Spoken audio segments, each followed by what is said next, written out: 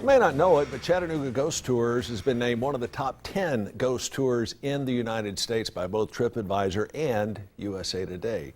And their ghost hunt's been named one of the 6 scariest ghost walks in the United States by Sherman Travel.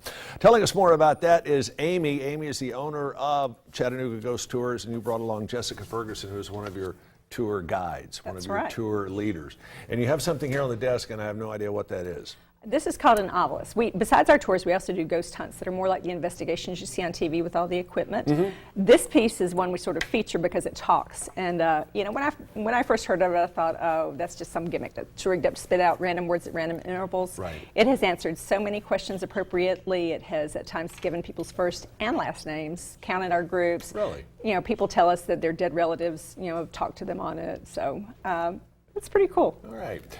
Jessica, next question for you. What drew you to be a tour guide for Chattanooga Ghost Tours? It was actually one of their other guides who approached me thinking that I might be a good fit, and I think she was exactly right. Yep. Yeah, you might be familiar with our other guide, Hope. I am familiar with Hope. Yes, Hope had known that she was going to be a little bit out of commission and thought that Amy might be able to use the extra help. Is something different in every ghost tour? Oh, absolutely, yes. Like what? Well, the stories, depending on which tour guide you go with, some of the stories are different because we each have our own experiences as the time goes by with our guests and with the spirits that we may or may not encounter on the tour.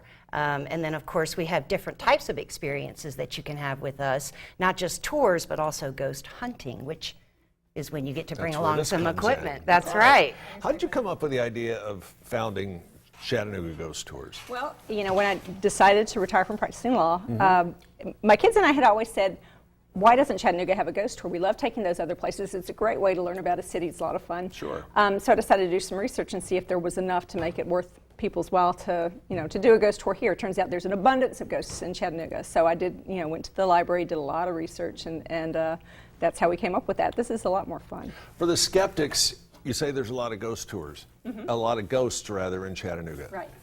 Any names, anything that people, long-timers, can identify with? Well, the most well-known one, of course, is Annalisa Netherly at the Reed House. She's the best-known ghost around here.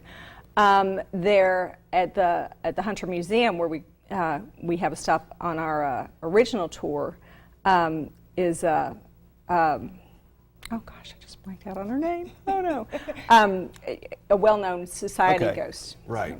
And you guys do more than just here's this, here's that on your ghost tours. Why do you keep coming back to this? I mean, is the pool of ghosts, for lack of a better term, expanding? Do you think you've captured them all here or identified with them all here? Well, of course, half of our building collapsed last year and we had to move because they condemned the whole building. And so we had to rearrange our tour then and came up with a whole new group of ghosts on the new route. So that's part of it. You know, we hear people come talk to us about different ghosts around all the time, and so if it's something that sounds particularly interesting, we check it out.